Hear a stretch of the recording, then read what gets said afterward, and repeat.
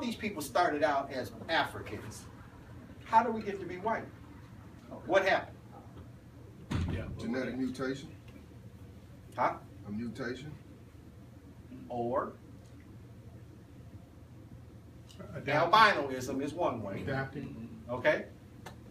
But what's the other way? Because let's just stay with science. We don't have to go to the Yaku theory. Different climates. Okay? Yaku theory, if those of you don't know, comes from Honorable Elijah Muhammad, and supposedly, they cooked him up in a 27-mile spaceship. See, I want to bust all this out right now for anybody that's in here who might be on the Muslim tip. All right? A 27-mile spaceship would be the equivalent of Manhattan. You understand how big this is?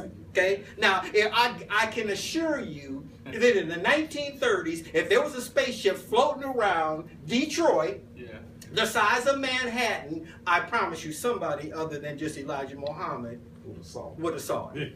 Okay? That's almost as far-fetched as Joseph Smith having Jesus come and visit him in Utah, and nobody saw that either. See, that's what I'm saying. Some of these things are so outlandish till, it doesn't even, there's no even, you have to validate this. You're like, are you kidding me?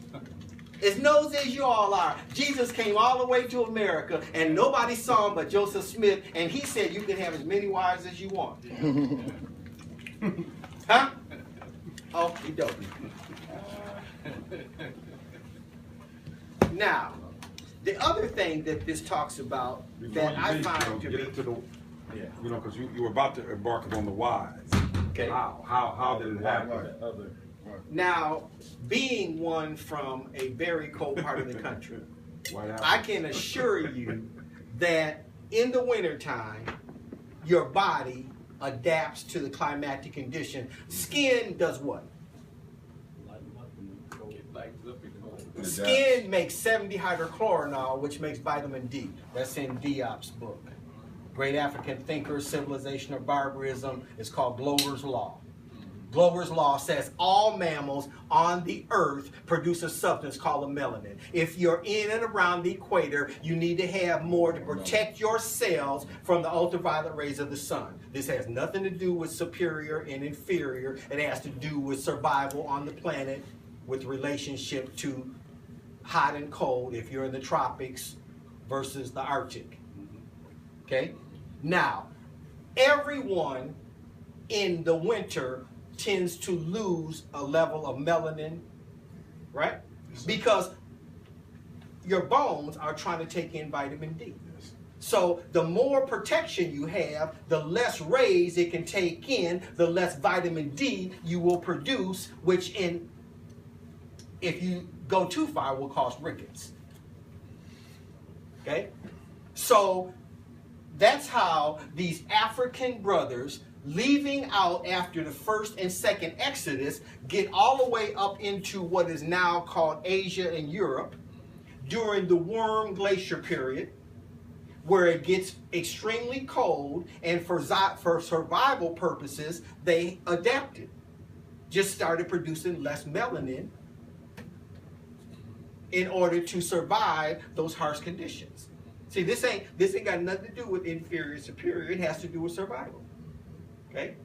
And we also know that because polar bears have white hair, fur, but their skin is black. But what about the indigenous Eskimos that live in the Antarctic for long periods of time and they still got their melanin? Well, everybody has melanin. Yeah. It's just a level of melanin. They got melanin too. They got well, the same complexion their diet has a lot to do with maintaining it because they have a heavy fish diet, and the oil from the fish will allow you to. It goes back to those cell salts. Okay, they're producing certain cell salts or oils that will maintain. Here's the other thing. For those of us that have ever been around European whites and they get older, their skin tends to wrinkle. Right. Yeah. Because they don't have the oil you have. They don't produce the level of oil that keeps your skin moist and soft and wrinkle free. Okay, so but that also goes back and answers the question about the Eskimos. Okay, because of the diet they have, they're getting all this extra oil from the fish substance they eat, because that's their 90% of their diet is based on the fish. Okay. Now, the other thing we need to understand, man as a species was not designed to eat meat. Right. That's right. So as you started out as a perfect spiritual being, and when you left Africa where you had all the things you needed, when you migrated out to some of these more harsh parts of the world and started taking on animals, drinking animal blood, wearing animal garments, you take on the characteristics of these animals. I talk to DeLone, my vegetarian brother over here, and tell him all the time that when the revolution starts, them carrots and celery ain't gonna get it. White people eating raw meat. They got blood coming out. They are serious, okay? And you need to be able to keep up with the fight. I mean, I don't want you running out of energy because them carrots go on. Another question I had about it. So you saying that the only difference between us and Europeans is the skin pigmentation? Oh, no. Okay. No. That's one of the differences. Now, it really goes back to a couple theories. One of which is one that Diop put forth between sand people and ice people. But the reason I don't like to go there is because I come from a cold climate. So I can tell you there's a thing in a cold climate where I come from called cabin fever. Okay, that's real. Every winter in Minnesota and places like where I come from being inside and being cooped up too long, your personality changes because you don't have the ultraviolet rays of the sun to keep you balanced. Okay? And you get more hostile. That's one of the side effects of this, what they call cabin fever. Okay? So you could then understand if you were in Europe during the Ice Age, you would become a very aggressive person. First of which, you would have to become more aggressive because only the strong are going to survive and eat. Just to make it. Just that simple. You see what I'm saying? So if there's one deer and all of us, everybody ain't going to get a piece. Okay? Well, what I meant was genetically, not really. Well, your cells are always adapting to the environment. Right. Because at the end of the day, the human anatomy is billions of little cells, and each one of these cells is really in the business of surviving. Indeed. Okay?